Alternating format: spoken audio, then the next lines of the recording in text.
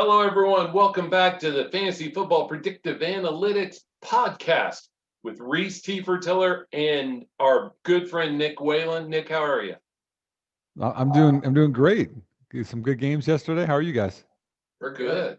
Good. Always enjoy football. I mean, when you go from 3 games to one, it gets a little sad, right?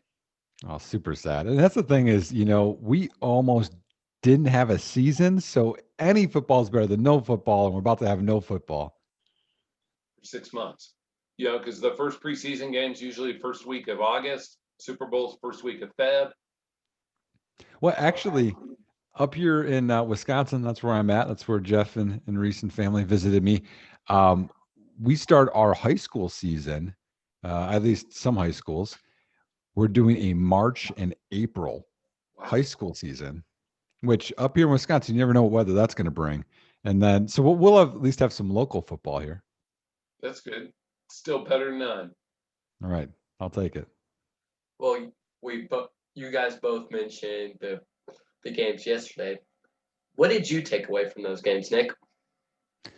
Um, I took away that pass rush is a big factor. That's the one thing that people aren't talking about in the Green Bay game is that the Bucks sacked Rodgers 5 times, pressured other ones. Another one, he got hit and it, kind of fluttered out, which I think would have been a pick, by the way. It would have been a deep shot. And then Kansas City had pressure on Allen. What was it, like 40% of the time? Yeah. It was insane. Up the middle, too, which is even the worst on Allen, a young guy. Mm-hmm. Yeah, so I think pressure is big. I mean, everyone wants to talk about the quarterbacks and all the other stuff, but I like the other stuff. I think that sacks and pressure affects the game, especially when nobody could run the football. Right. I think that matters more than. Looking at the Packers game, I couldn't help but thinking how different the game would have been if David Bakhtiari was not injured, the all-pro tackle for the Buccaneers. And if you watch the Packers, I'm sorry, and if you watch the Buccaneers, the edge rushers were the ones that were killing them. It wasn't Vita Vea or Ndamukong Suh. It was Jason Pierre-Paul and Shaquille Barrett. Yeah, no, I'm with you there. And I had a conversation with one of my friends who's a really good Packers knowledge fan up here. I'll call him. He said who he wanted in the draft in the first round isn't who most people would expect. He wanted Ezra Cleveland, Oh, who would have been a left tackle for Boise State. Now, if he would have been drafted, he could have played right tackle this year. And then when the injury happened to Bakhtiari, he could have kicked over to left. If that happened, I think there's a different outcome in this game, and it's not. And that's offensive line matters. Giving those guys time matters. yeah. The other thing in that, everybody wants to talk about the go for the field goal in that game. They want to talk, but the Scotty Miller play at the end of the first half and the wasting 3 picks are the keys to the game to me that nobody ever talks about. I mean, you get 3 turnovers in not, you know, Yeah, no, I'm with you because, well, one, the Scotty Miller play to call that, it reminds, well, I mean, one, just having the audacity to call that's crazy. Um, but what are you going to do? You're going to throw a 5 yard out, get closer for a field goal, or you could take a shot. It reminds me of, and I don't know the year, I'm going to guess like 2010 Packers. Rhys probably has this one better idea. When did they win the Super Bowl, Rhys? 2010 season, so you're right. Okay, 20. So I'll say 2011 season. They go 15-1, and they have a bye week. Then they play the Giants, and right before the half, there's a Hail Mary. Hakeem Nicks catches for a touchdown and shocks them in Green Bay. It was really similar to me there, but yeah, that's one. And then the 3 picks. I mean, 2 of them are kind of a punt. Brady was just kind of throwing it up there, but you guys were. I mean, you guys, sorry, the Packers were running the ball so well. And then they kind of went away from it. They should have ran the ball and, they scored 2 quick touchdowns and then they just stalled out. And to me, that was that. And which interesting for me was a big staple of their game all year was this outside zone and then the boot off of it with the tight end or receiver coming underneath in the flat. I didn't see that much at all yesterday. It's like who did they revert to there and that adjustment just wasn't made. I mean, BU in the end. even Adams in the slot, we didn't see as much of as we thought. he was killing it in the slot. If you look at that touchdown, why not put him there every time you have a third down? Yep. I think they're bracketing him some, which is nice. Someone finally did it. Yeah. But you mentioned them running the bootleg. I think they did that out of respect for Devin White, Lavonte David, especially Devin White's speed, to try to get out, and they can run with Robert Tonyan. They could probably beat him in a foot race. So they didn't wanted them to get the pick, and if they get that pick, it's only Rodgers between them and the end zone. But Devin White's former running back. I thought he was going to play running back at LSU. So you saw him after that one. He was the fumble. He was rumbling there. So yeah, that's a good point. So how about the AFC? We'll get the pressure. I thought that was big, and then it was interesting. I watched. I don't know if you guys follow Brett Coleman. He has some really good film study stuff on YouTube. He's a good follow, and he's on Twitter too. But some really good videos.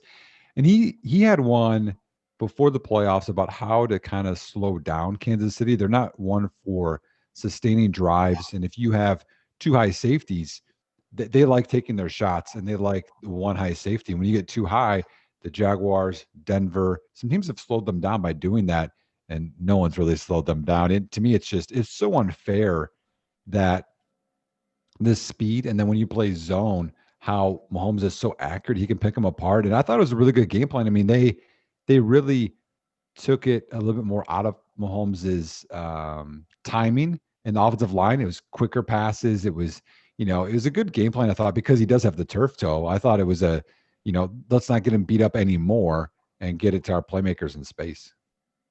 I was expecting them to run the ball more, especially when they rushed for over 200 times 200 yards the previous time they played the Bills.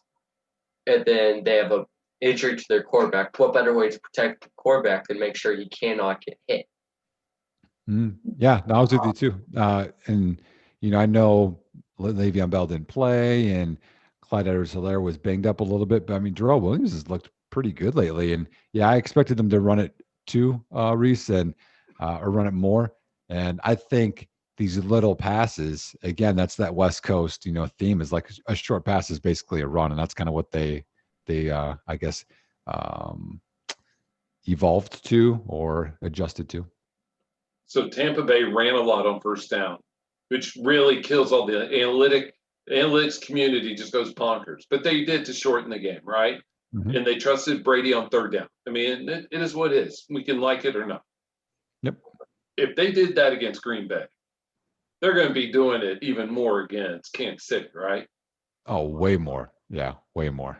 And so everybody should be expecting Fournette running on first and second down a lot, don't you think? Mm-hmm.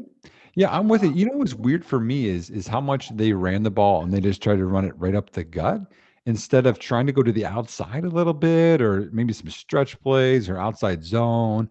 Or, I mean, at the end, the last play was a toss to Godwin. I mean, do that to Ronald Jones or Fournette in space. They're both better in space, both of those guys. Because Fournette, for how big he is, he's just not very agile in close quarters. I mean, when you saw him at LSU, the big plays were toss plays on the corner. And even Ronald Jones, well, he was thinner at USC. But, yeah, I expected more outside. But, yeah, they're going to shorten that game. They're going to – the thing is you hear about Brady does a lot more coaching now, at Tampa. You got to think about they're going to have a different game plan for Kansas City.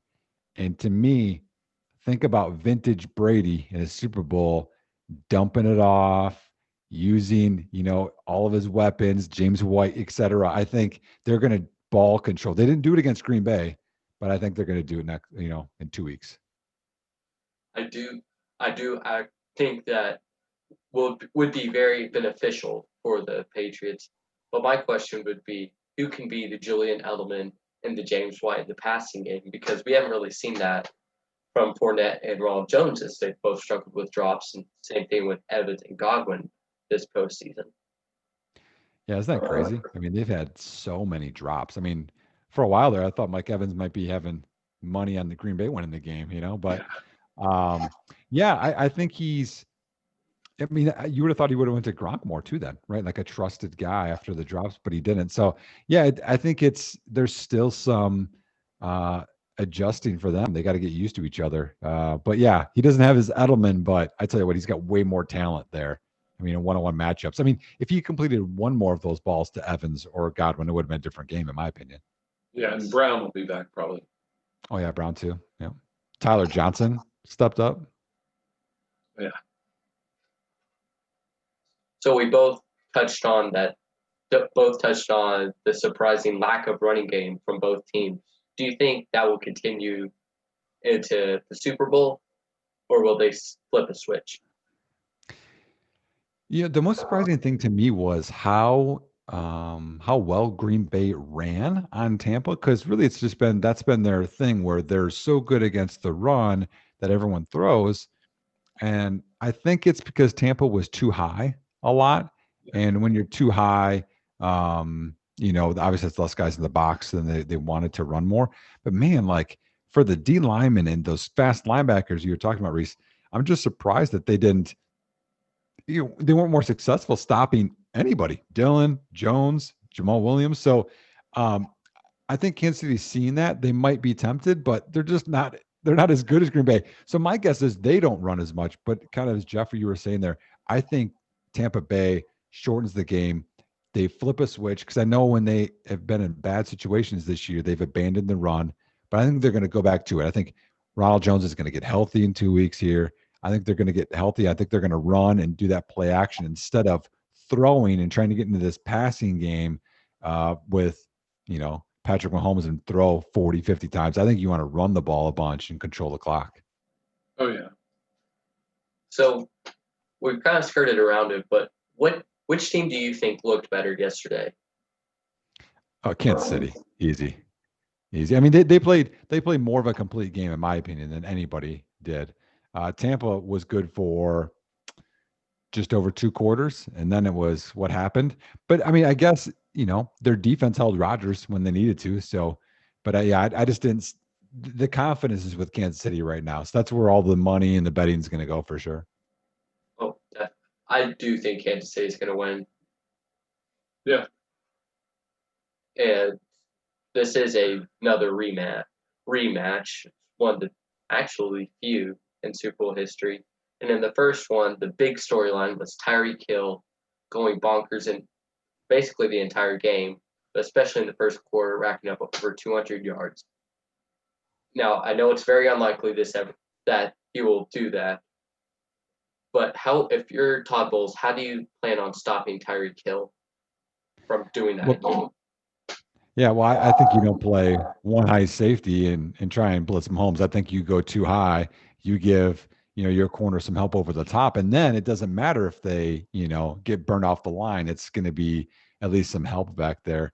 You would have thought they would have adjusted quicker in that game, but they didn't really do that. So, and it just makes sense to me. If you're going to lose a game against Patrick Mahomes, you're going to lose from 10, 12 paid drives. He's going to have to pass 5 yards, 8 yards here, 10 yards here. And instead of the big play, the guys, they're just faster than everybody. Kelsey he's a cheat code at tight end. And then you have Tyreek's a cheat code on the outside, and to me, you can't double both of them, and I'm not worried about anybody else, make anybody else beat you. But with those two, it's tough to do that. So to me, you go too high and you just make them dink and dunk down the field.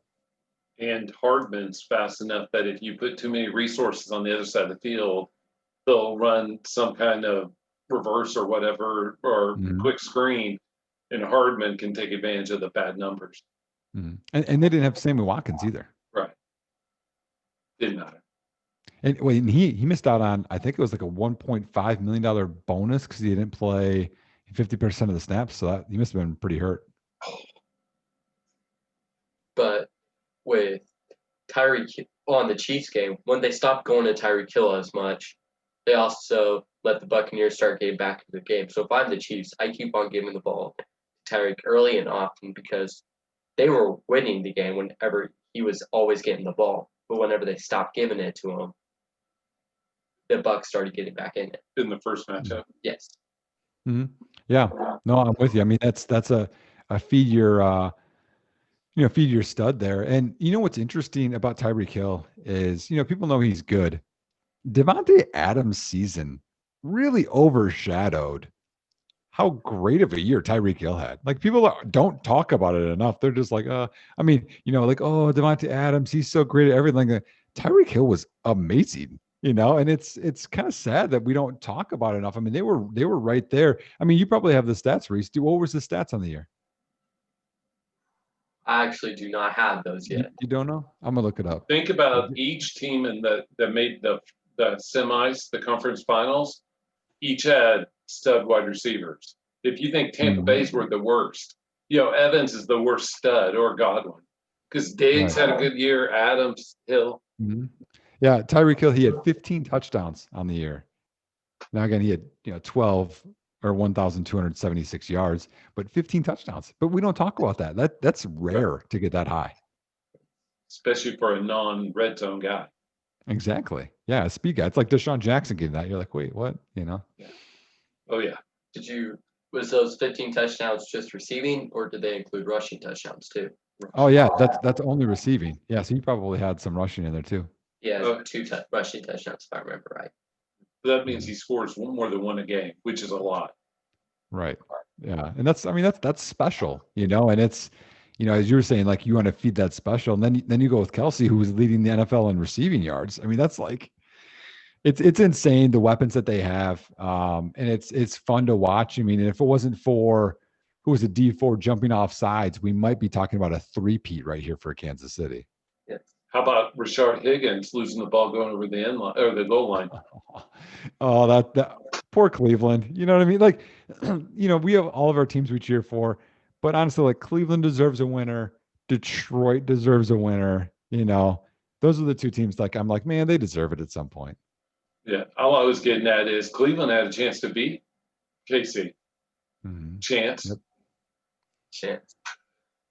So let's move away from the Super Bowl, which sounds kind of sacrilegious, I guess, to the other huge storyline in the NFL, the Deshaun Watson drama. Many people said he's played his last snap in the Houston uniform, but others also think, are they really going to trade away a top 5 cornerback in the NFL in his prime?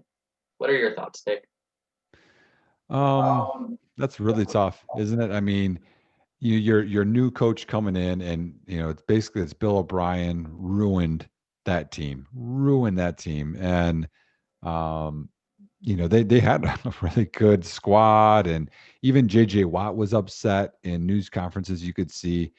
I think he's going to leave. If I'm being honest, I think we see more and more players get traded now than we ever have in the NFL, and like, no, good players don't ever get traded. It happens way more now. I mean, Diggs, that's one. Hopkins, I think this is just going to be a kind of extension of that. We're going to see less and less stability from a player on one team, and more kind of movement. And that's why even like Aaron Rodgers moving isn't crazy, and the Matt Stafford we talked about. So we'll see. I think Watson leaves.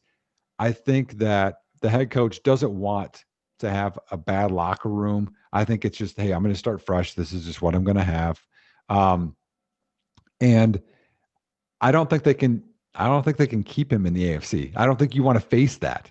Unless the package you get is so much better in the AFC than the NFC, I think they'll ship him over to the other conference. Even though the AFC Jets and Dolphins have the best pieces, so to speak. Mm-hmm. Yeah, no, I agree with you. What kind of package would you give up for Deshaun Watson if you're the Dolphins or even the Jets? Or a football team. Yeah, I mean, you look at some of the setting the prices. I mean, Jalen Ramsey was 2 firsts.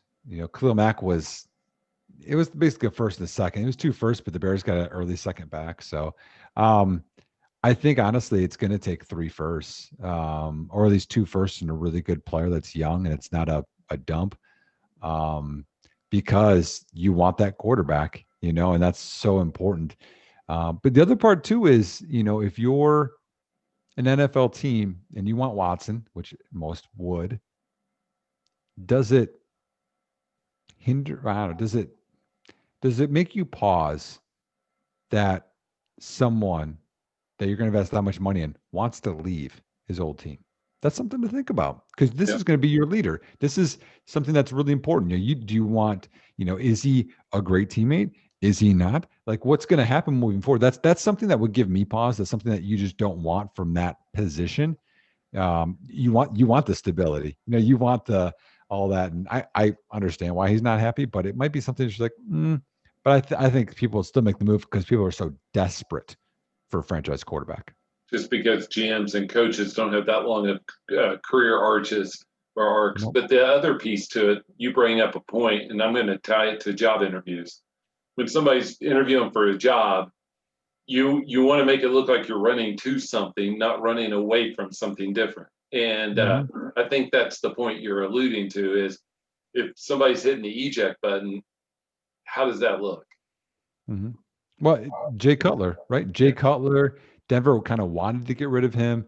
I was excited to get him in Chicago, even despite what people think of Jay Cutler. He's the best quarterback Chicago's ever had, but there was still a reason there, and we didn't see it then, but later we see it. So was it worth it? We don't know. Is there something else we don't know about this? That's what makes me pause. For me, that's me being a Bears fan that's never had a quarterback and, got burned a little bit by Cutler. Who knows? But for Deshaun Watson, he's leaving because of he's leaving because of distrust in the organization in general, especially from McNair and everybody making decisions, and apparently not placing the most valuable player the franchise has ever had, not named Watt. You're placing him in jeopardy, who plays at the most important position, and who he thinks, and is right, deserves to be somewhere where he can win. And he's proven that he does not need weapons if he led the league in passing yards with Will Fuller and Brandon Cooks instead of Hopkins. Because apparently Hopkins and Cooks are worth the same round draft pick, right? Right. Well, one other thing to think about is I remember a story from when Robert Griffin III, after his, I think, rookie year, either that or his second year, he might have been hurt already, but he started getting a pretty big ego in Washington. And I can't remember what it was. He wanted something and he didn't get it. So he went above the head coach to the owner. And then it started being this huge power struggle. And, Watson wanted to say in the coach and wanted to say in who was brought in. And I get it, but still, there's just a part of me that's just like, like I like Deshaun Watson. I do. But there's always just more pieces and things going on than what public gets to know. And it just makes me pause. So I would like Watson, but it just makes me think more. Well, I have a follow-up question for you on that. If Bears get Watson, does that make Allen Robinson want to stay, or does that want to push him out further? Stay. If Watson comes, he'll stay. But I also wonder if Chicago can afford that because our cap isn't great either. I think Allen Robinson leaves no matter what. That's my guess. Because I think if they franchise him, again, this is completely me with no information. I'm not sure he wants to play there, and I don't blame him. We have not supported him. He hasn't been fed as much as he probably should be fed, and he can probably go get more money elsewhere. Mooney's the guy to buy in the dynasty world right now, I think. I do think Mooney's one. I think the cheapest one that you could get that no one wants to buy is Anthony Miller, because if Robinson leaves, Miller's super cheap. But it could be Cole Kmet. Right. And I'm with you there, but I think Kmet costs more than Mooney. And I think Mooney could be the 1B next year. I don't know who the 1A would be, but I could see Mooney being the 1B. And I just think long term, probably costs a late second rookie pick. It seems like a decent bet. Yeah, and the one thing early in the year is people, they would, how it is. You'll get a screenshot and you'd be like, oh look, Nick Foles missed him here, missed him there. Mooney ran some wrong routes, right, and that's why he was open. I mean, the one he went to the sideline, or he went up the field, and Foles threw it to the sideline. That's where he should break. And there's a couple of wrong routes that he ran, but again, you're a rookie, you're gonna do that. But right now, it feels like Darnell Mooney could do no wrong, and everyone else in Chicago did, is to blame. And I'm like, I don't think he's quite the finished product people want. But what I like in his game is that he is, He's got some fight in his game. I call it dog. He's got some fight in Yeah. his game and doesn't go out of bounds and wants to, and that's part why he got hurt. But he gets more, and in that regard, you'll get more fantasy points because you'll make plays that you have no business making. So he's from Tulane. What is it with Bears and Tulane players? Rhys, do you know who the last Tulane star to play for the Bears?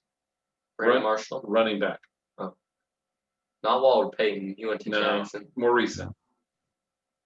Matt Forte. Oh, that's right. I Love was thinking Matt it's. Forte. I was thinking it's not Nick's favorite, David Montgomery. He went to Iowa State. Nick's favorite. Oh, that's a good one. Yeah, Brandon Marshall was Central Florida. Yeah. So, yeah, I loved Matt Forte. That's why I started writing, Jeff. Why? Because of So- Forte.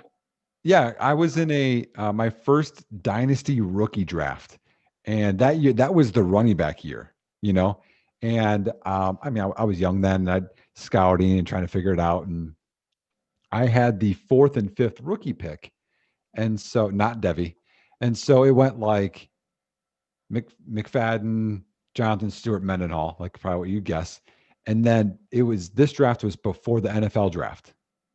So the combine happened, but the NFL draft didn't happen yet. And so everyone's all gaga over Chris Johnson running his 4.24. Felix Jones is out there. Ray Rice is out there. And I was like, I really like what I see out of Matt Forte. And I picked Matt Forte at 104. And I'm new to the league, be like, you're dumb. You don't know what you're doing, blah, blah, blah. And then I had the 105. And so then I was like, okay, then you're going to get Felix Jones or Chris Johnson, et cetera. I took Jamal Charles because I liked what I saw out of Texas. And here I am, I'm like, maybe I have something here. Then I just started writing from there. That was a good class too, because the back half was just as good or better than the top half Yeah. of that league, And Yeah. you mentioned Felix Jones and McFadden, that Arkansas team with Peyton Hillis that ran Wildcat every down, Rhys. I mean, McFadden was the quarterback. Hillis and Felix Jones were in the backfield. Am I wrong, Nick? And No, that's good. Was that Mitch Mustaine? Was that then? Or it wasn't Matt Jones yet, right? At quarterback? right. But I meant McFadden took a lot of snaps at quarterback. Yeah. They call it Wild Hog, I think. Yeah. Yeah. Wild hog. All I know about that team is that they lost to Florida at the SEC championship game. That's a good Florida team, though. Yeah. Oh, Jeff Demps, Chris Rainey. Yeah. Yes. Percy Harvin, Tebow. Yes. They had who's the wide receiver? You went to play for Washington. Murphy. Was it Murphy? They did have Lonnie Murphy. Lewis Murphy, wasn't it? Lewis Murphy, yes. Lewis Murphy's one. I can't think of his name. Anyway, it doesn't matter. Sorry. Let's go back. Let's go back, man. I love it. Probably close to before he was born. Oh, And- Riley Cooper. Was Riley That's Cooper it, on that? yes. Yeah. Yep. And into and of course the upstanding citizen Aaron Hernandez. Oh, poor Aaron. That interesting documentary. If you guys have a podcast about, I can't remember what it's called on him. It's sad, but man, it's something. Yeah. I think Rhys is a little too young for that. For you, Jeff, or listeners. I just mean 15. You'd be like, ah. Yeah. Don't let him listen to it yet. Yeah. So we've talked about Watson, and news broke, I believe it was Saturday night, probably wrong on that Stafford and Lions are going to part ways after this year. Where do you see him going? That's a great question. I think a great spot for Matt Stafford is New Orleans. Yeah, but there's a problem there. Oh, no. I'm wrong. Because Lombardi left, right? Mhm. Because as long as Joe Lombardi was there, it wasn't going to happen. Yeah. Matt Stafford's got a soft spot in my heart. I mean, yeah, I'm a Bears fan. He's a Lion. We don't have that big of a rivalry. I mean, there's some, but I coached against him his first college game. And after that, I kind of just really watched his career. And he's a guy that he gets beat up. He kind of reminds you of Archie Manning. He's just on this bad team, beat up, tries hard, doesn't complain, does his job. And when you look at what the headline said, it said mutually parting ways. That might be them just saying we owe it to you to go somewhere else and win at the end of your career because you know it's not going to happen here as well, and they want a fresh start. But I mean, I think New Orleans would be a great spot. I think Pittsburgh would be a great spot. Yeah, those are the two I can think of off the top of my head. Sorry for cutting you off on New Orleans. Their cap situation will be tough for them to fit it in, and they have Jameis, who's a free agent, and they're going to figure out, is it Taysom Hill or Jameis? Which when you're on next, we're talking middle of the offseason, we'll talk about that. But, their cap situation is so bleak. And, but when I mentioned Joe Lombardi, Rhys, he was the quarterback coach up in Detroit for a while, and him and Stafford didn't get along. So they went to New Orleans, and now he's the offensive coordinator out with the Chargers. He just signed this week. And all I'm saying is that's like, no way Stafford probably goes to New England with Patricia back there, right? I thought they signed somebody else as offensive coordinator. They signed Anthony Lynn. I thought it was Detroit Shane. did. No, the Chargers. I thought it was Shane something. I thought he was. Where was he? Where was he at? Yeah, I might be looking at the quarterback coach, but Lombardi went out there. Okay, maybe. But Not a big deal. It's just No, I avoiding know. Yeah. But also, Stafford could just be avoiding Anthony Lynn. Could be. I mean, maybe. I mean, and I think if you can pair up with Sean Payton, the other rest doesn't really matter. And you can give him Michael Thomas, and you can give him Kamara, and you can give him a system that's been proven to do well. And look at what his talent is. I mean, he's got really good arm talent, and you can fit 80% of a Breeze in Stafford, but then you have a little more arm strength. I think you got a pretty good team. Yeah. It'll be almost like the early 2010s versions of Breeze, where you throw it 600-700 times, get 5,000 passing yards. But you can do it now with Michael Thomas instead of Marcus Colston. You know what I'm waiting for? I'm waiting for some of these quarterbacks, Stafford, maybe Rodgers, maybe whoever. Like, they're at the twilight years, I mean, Stafford's a little bit younger, but I'm waiting for one of them just to do the generational thing and sign like a $1 million contract and let the rest of the team get invested around them so they can win. They have enough money. How much money do you need? Right. Get a cheap contract, have weapons everywhere. Do you want a ring or do you want money? And so I'm just waiting for some of them to start doing those decisions instead of hindering the rest of their roster because they need $40 million a year. And Indy's the other popular discussion point for Stafford because, Rivers had him pretty close. And I think most would agree, I don't know if the words in Rhys's mouth or yours, that Stafford at this point in his career is more effective than Rivers at this point in his career. Oh, yeah. And so, plus that division is weaker than, I know Tennessee's pretty good, but that division's weaker than most. Yeah. Yeah. That'd be a good spot too. I mean, you're thinking, Pittman, the Hilton's on the end of it. I mean, you have, WKU's finest, Jack Doyle, you got some weapons, but then you got Taylor in that line. So Paris Campbell. If I'm him, I want to go to the football team or whatever they decide to name themselves, because you get Terry McLaurin. Yep. You have a good running back, don't have a bad offensive line. You have a coach that can orchestrate a winning culture, even though he has arguably the worst roster in the NFL, but he still won 7 games while having to deal with cancer. He has that tough culture, the tough mindset that Stafford has. And I do think he'd be a good fit there. I mean, the D-line. I just worry that Washington looks so much like Detroit that why would I go there?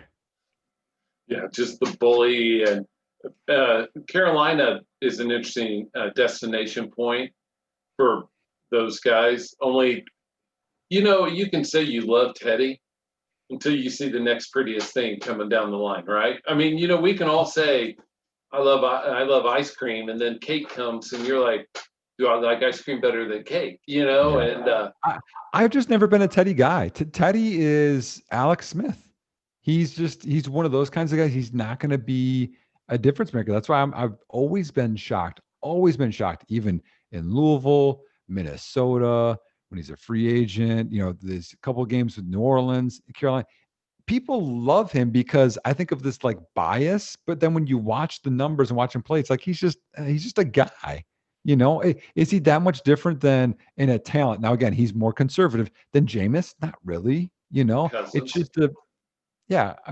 Well, I like Cousins. Cousins is way better than people give him credit for. I know, but still, their Cousins is in the middle third of the quarterbacks in the NFL, I think. Middle, sure, but I don't think Teddy's in the middle third. Do you? Probably on the tail end. I could see him being out of 32 in that 15 to 20 range. Because there's a lot of bad quarterbacks. I mean, Yeah. there's a lot of bad ones. Yeah, you're higher on him than me, but yeah, no, I'm with you. I think Carolina would be. The one of the dynasty buys right now. If we're talking fantasy, is Robbie Anderson. Yes. Why aren't people talking about Robbie? Robbie Anderson got out of New York finally. Curtis Samuel's a free agent. Is he going to come back? I know people love DJ Moore, but they were basically 1A, 1B. They were basically equal. And Robbie didn't get the touchdowns. But if they get an upgrade at quarterback, watch out. He's good. They like going down the field. Joe Brady likes that. I don't know. He's a cheap option right now for a wide receiver too. Yep. And if you're Carolina or Atlanta, to me, you are going through this rebuild now.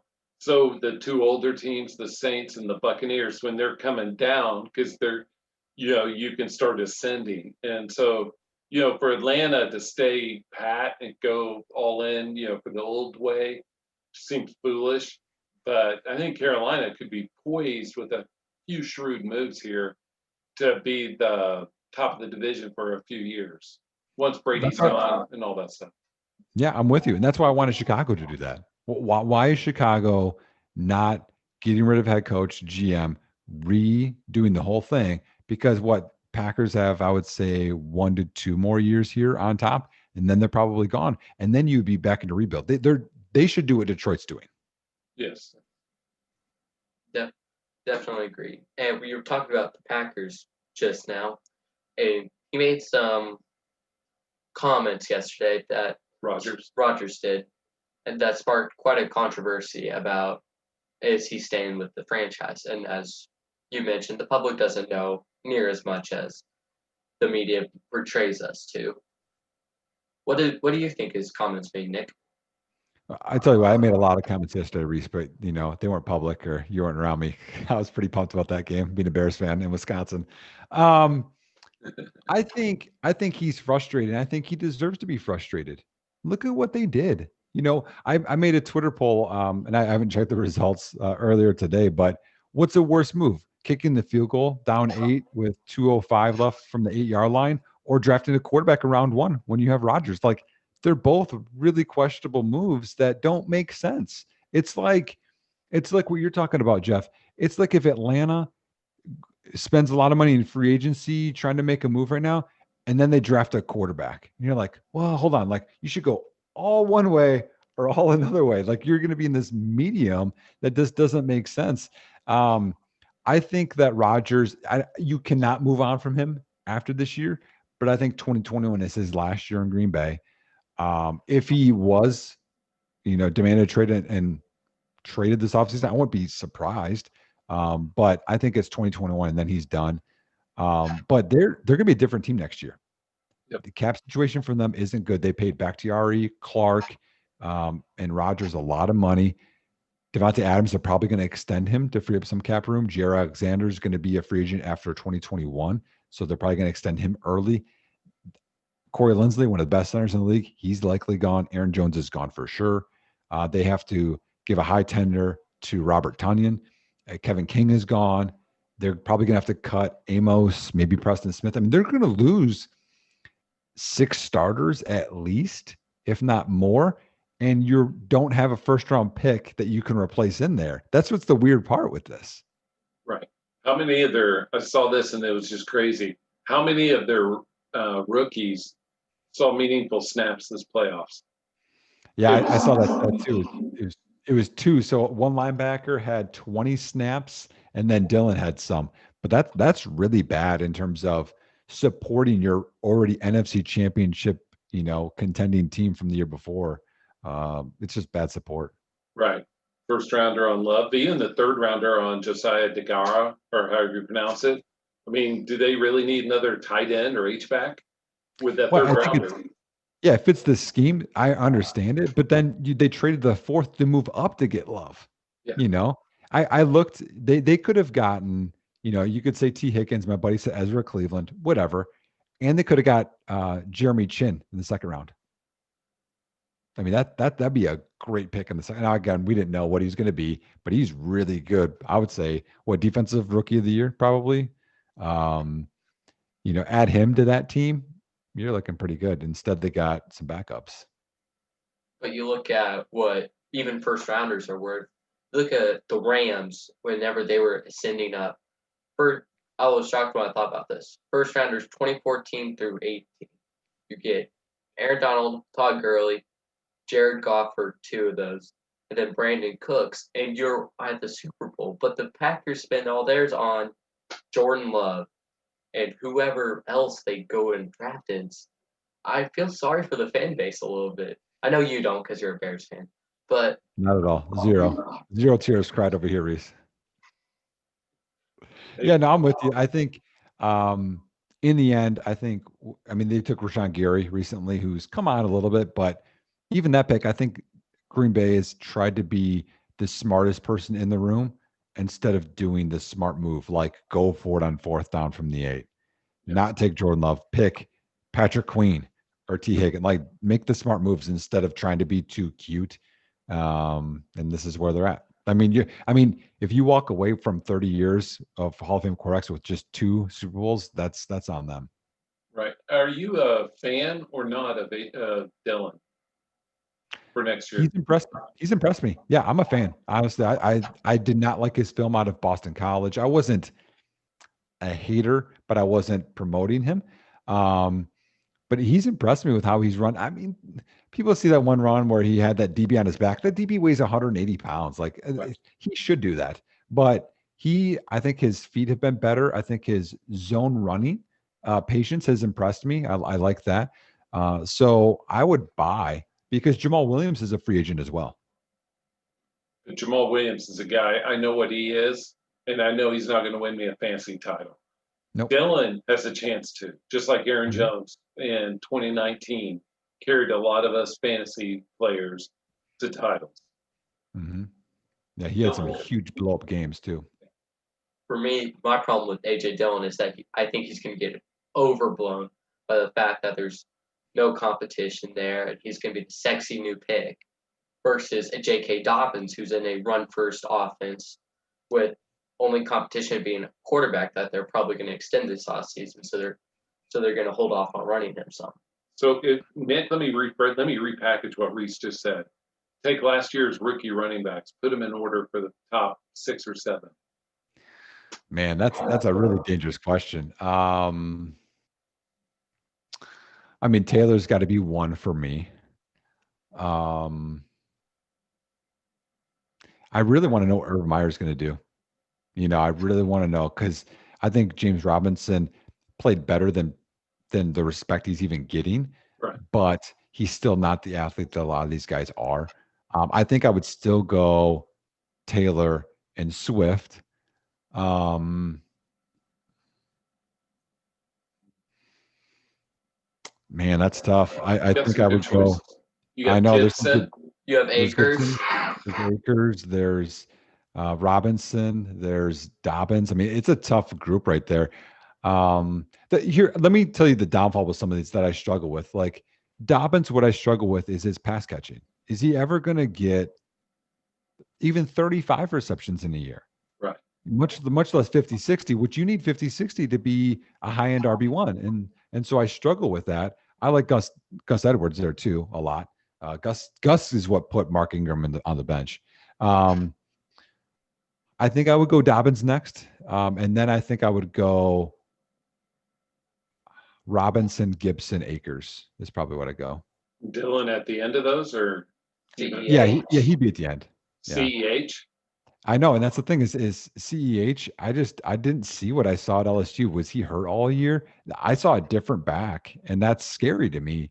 Man, where would he go?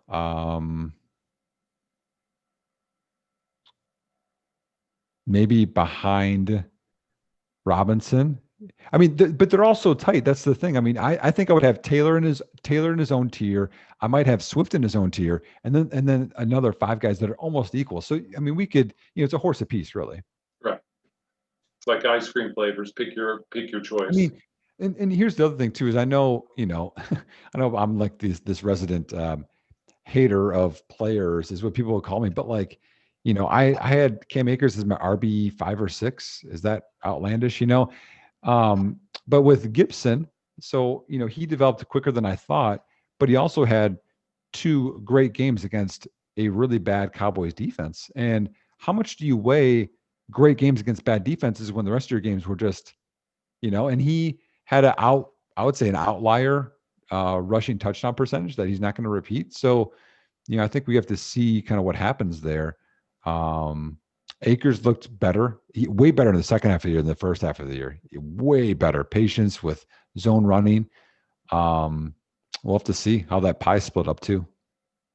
For me, I'm not going to say never, but I dislike getting running backs that are not named Saquon Barkley that are on bad teams. And that was my problem with Gibson going into the year. It wasn't that he hadn't run the ball any. It was the fact that I didn't see that he would get enough running. Touchdowns. There wasn't touchdown upside. Or just rushing yard upside either. For carries or anything. Mm-hmm. Yeah, no, I get it. To me, I think he got fed because there's just no one else there to feed. I mean, Logan Thomas looked good at the end of the year. You have basically Terry, Logan, and Gibson. That's all you got. I mean, it was weird. McKissick got so many receptions, but they just had no one else to throw it to. Right, and he was a cheat code in PPR. That was it was an oasis, but it was more of a mirage, right? Because it's not replicable, replicatable, and it's not going to happen again. It's just one of those things. Is Darius Geis going to play football again? I think he would have already been signed. CFL maybe. Or XFL. What do you think about the XFL? I never watched those. AFL. I never watched any of them. If it's, I like football, but I don't like it to that level. Yeah, I just meant though. What do you think about him being there? Because he's coming off of an injury. He has the baggage where he brings a big name to that platform that seems like it might be a good marriage. Yeah, I think there or the CFL. He has to go rebuild his reputation. I mean, Ricky Williams did it, So I think it can be something where, he gets his confidence back and gets healthy, maybe. I was one person that was more down on his actual game than anyone else was at, back then. But I never cheer against people. That's the thing. Is like, this is the natural coach in me. Like people hear this negativity because I'm a coach. Like you look at the negative aspects. There's a potential part and like optimism part, and then there's like a downside part, and there's this middle ground where we should be here, but we don't talk about here. People only talk about these, and it's like you can't just say Kansas City's going to just throw for 500 yards. Like they could have a down game. Like we should talk about both sides. It's a microcosm of U.S. as a whole, right? Politics and everything. We're talking about how we're so different, and we remember each other's differences versus, hey, what do we really have in common? We're just trying to do our thing. Yep. We only talk about the 10% at the top, 10% at the bottom, but we forget that bigger portion of the 80% in the middle. Oh, yeah. Mm-hmm. So speaking of in the middle, who will be starting at quarterback for your Bears in 2021? Gross. No, he played there about a decade ago. Yeah, he got to a Super Bowl. What I want Chicago to do, if you're going to stay with these coaches and everything, I want Nick Foles to start next year. I want you to build the team around him, sign 1-year deals, and support it. That's what you got to do. Because with Mack and Hicks and Fuller, with the ages of all those guys, you got 1 to 2 years. And trying to patchwork in a Mac Jones or Kyle Trask and wasting a first on him is not what I want to see. Trey Lance. I mean, I don't think he's even going to make it to 20. And I don't want to spend 2 firsts on that. No. You know, if you can get, Justin Fields, sure, but you're not going to get that high. No, because there's a big appetite. Rhys, would you say there's more teams wanting a quarterback than there are available? Yes. Oh, yeah. Free agents and rookies. What do you think, Nick? Yes and no, but I mean, the Bears could retread it too. You could try to get Stafford. You could try to get a Sam Darnold. You could try to Jimmy G. You could do one of those things and hope they turn into Ryan Tannehill. Winston. You could do. Yep, you could do one of those. Man, I like Ryan Fitzpatrick. Me too. Why has he never gotten any respect? I don't know, but here's my view. No matter which team, we could pick any team. I'd say he's a good fit. Pittsburgh, he's a great Ben insurance. You look at all these teams, he's a great bridge for what he is. Has a great attitude. And if the Bears think, hey, we're 1 year away, what's better than Fitzpatrick on a $10 million deal with Foles as his backup? I mean, he's been good everywhere. He's been good in Buffalo, Houston, Jets, Tampa, Miami. He's been good every stop that he's been, and he's got this swagger that you want. He knows who he is. Oh yeah. Yeah. He was on some of my dynasty waiver wires this last week, even in one quarterback, and I've snagged him. Just never know what happens if he goes to Indy. Indy can't solve it a different way. He goes to Indy. You could make the conversation that he's a top 10 preseason quarterback in Indy. You've talked me into it. I'll take him in Chicago. If he goes to Pittsburgh, that's real interesting, depending on what happens there. What if he goes to New Orleans for 1 year? Right.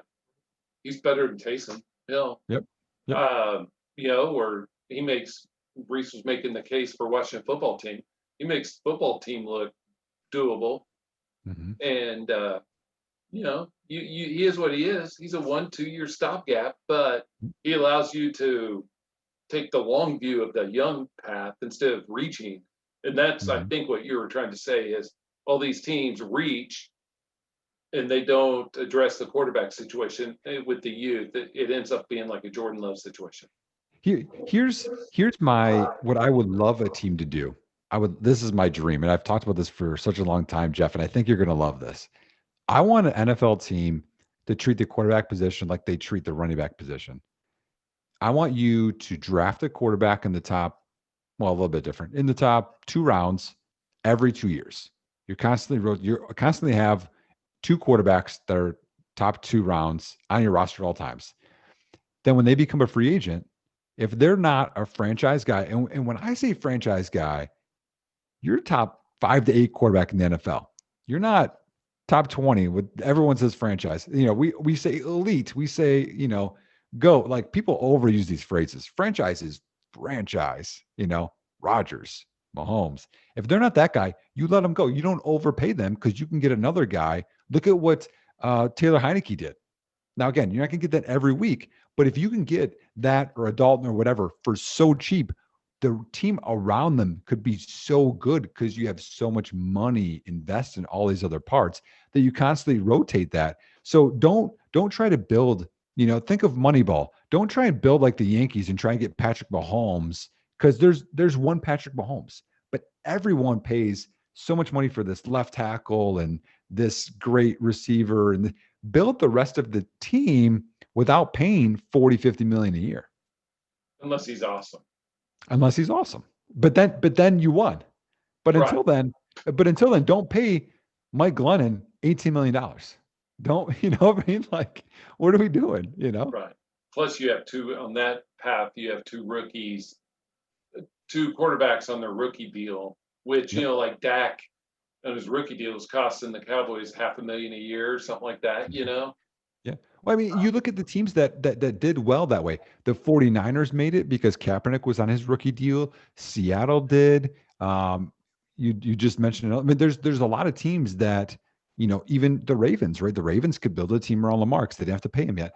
But then once they paid some of those guys, now again, some of those guys are really good, but once you pay some of these guys to be something maybe they're not, then you lose the supporting cast, and it's just a different team then.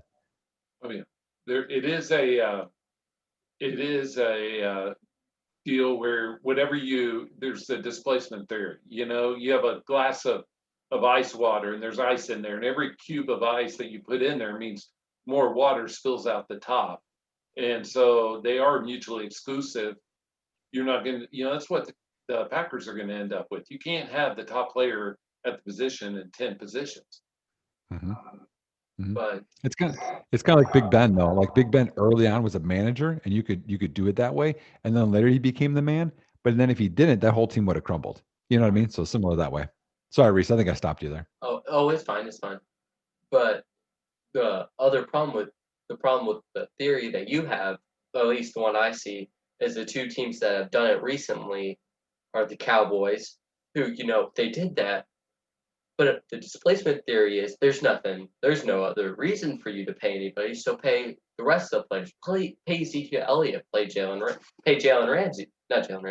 Smith, Mhm. and then where's the money for the quarterback that's top 5-1 in the NFL? You got to make good decisions. You got to make good decisions around it. You have to know. It's like when the Raiders traded away Mack and Cooper for picks. It's awesome until you have to land those picks. You get Jonathan Abrams, and it doesn't look as good. Yep. And that's fair. And I think some of it is, the pushback of what are fans going to think? I think there's so much emotion in paying Zeke Elliott. Like, we were right. I'm going to show you we were right because of the money, versus what's the best way to build this team, because we were talking about, what do you think was the difference in the championship games? I thought it was pass rush. That's offensive line and defensive linemen. That's different than the $40 million, $50 million quarterback. Oh yeah. But I think for the two Texas teams, at least, Houston and Dallas, their actions of their speech of, we want to win a Super Bowl, we want to compete for a Super Bowl, and then their actions of, we're either going to trade away our star players or make them unhappy, or we're just going to pay the wrong ones, are saying they don't want to win a Super Bowl. They want to prove that they are can make the right decisions, when this is the same person who had Johnny Manziel on their draft card instead of Zach Martin. Yep, I'm with you. And that's why you got to make smart. In the end, I think if you went into an NFL draft and you just picked good football players, instead of worrying about the position so much, you'd have a better team than if you did the other way around. Oh yeah, like people avoiding guards in the top half of the first round. If it's Quentin Nelson, you're okay. You know what I mean? Like, it's still better than missing Jordan Love. Yeah, for everyone's like, running back is just replaceable. You can put whoever in there. Well, watch these games. Like the running games weren't really good, on Sunday here. But then if you had the Derrick Henrys and you had the Kamaras, and like those guys do make differences. Every position makes a difference. It's just what's the price point and the cost. You know what I mean? Like everything can make a difference. Special teams was the difference. Green Bay had long fields to deal with. That's something that's so underrated in the game. Punters, kickers, returners. That's huge. I forget who was Tampa. They had a decent return that sets you up. That's a short field, and percentages of scoring are way better with short fields. Oh yeah, definitely agree. As we wrap up here, we mentioned teams that just don't have quarterbacks, and the only way that quarterbacks get into the NFL is the draft. So who are your top, let's go, 6 quarterbacks in order for the 2021 rookie quarterbacks? Yeah, so right now, and I haven't dug a ton into tape, but right now, from what I've seen, it's Trevor Lawrence, first tier, Justin Fields, second tier alone. And I think Justin Fields is closer to Trevor Lawrence than Zach Wilson is to Justin Fields. I really like Justin Fields, and I think there's this newcomer syndrome. Yeah. I found this sleeper guy, and but Justin Fields has just kind of been there for enough. And his film from 2019 was actually really impressive. So I like him a lot. Zach Wilson would be my 3. Mac Jones would be my 4. Let's go Trey Lance, my 5, and Kyle Trask, my 6. I think mine look exactly like that, especially with Mac Jones being an Andy Dalton type of career. I'm not different styles of players, but I just meant, could he turn into a Brady or a Brees? Sure. But he's a game manager kind of guy, Alex Smith kind of guy. At least that's my view. And I don't knock him for playing with good players in Alabama. Do you? No, I don't. I just got into this debate actually with Izzy Alcafas on DTC podcast because I rejoined that one. And the perception is Joe Burrow is a franchise guy. And the perception is Tua is not. And when you look at the seasons they both had, it's almost equal. Like Joe Burrow was slightly above both of their offensive lines in PFF. Burrow was 30th offensive line. Tua was 28th. Yeah, but I think the weapons in Cincy are way better than Miami. So I think they're both almost the same. And, he made the argument that, Mac Jones had the similar stats that Tua had in college.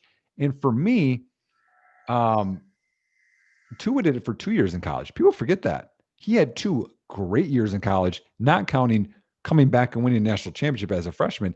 And Burrow only did it for 1. And so, kind of talking about the game managing piece of it, like, yeah, but that's, I really like what Alabama's system, you know what I mean? But when you can do it over a big sample size, I really like it. So like Mac Jones, he did it for 1 year in 2019 when he had to fill in, he didn't look as great. So I just don't believe as much. For me, I want the bigger sample size. Like Fields. Fields has a lot of tape. I mean, whether you like him or not, you have plenty of tape to support it, right? Unlike Trey Lance. But like Trey Lance, I don't think there is. No, and his film too is NDSU is a better version, a more dominant version of an Alabama at their level. People forget that they have the best of everything. They've won like 8 of 9 national titles. I mean, to me, when you have such clean pockets and you have better receivers and better running backs, it's tough to say this guy's going to be awesome when it's like, well, of course he has this many touchdowns and this many interceptions because they're better than everybody. All right. So you had, as we close, you have 2 guys that you love, and I want to ask you about both of them at the same time. Rapid fire, long-term approach.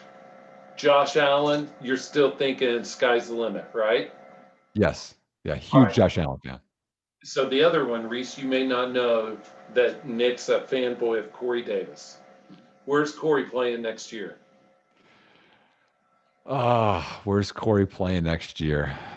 Can I say Chicago? And then I would just my heart would just burst. There'd be so much love. It'd be nice. He'll replace Allen Robinson. Yeah, that wouldn't be bad. So it's his Davis was interesting because they didn't keep his option for the 5th year, and then he has a good year, right? And now it's we'd like you to stay, Yeah. And, please, yeah. And he's also from Chicagoland area too.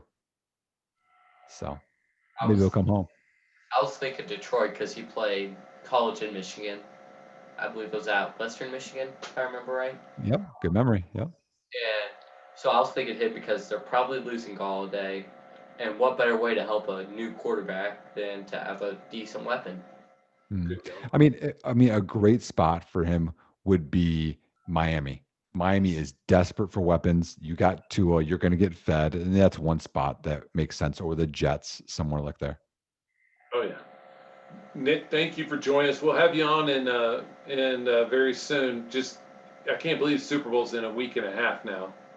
I know it's awesome. No, thanks for having me on. You guys are friends, and it's cool that we record and people want to listen to us. But it's football time with you guys. It's always fun. I'll come on anytime. Thanks. We'll hold you to it. Have a great evening, Nick. Thanks. You guys too.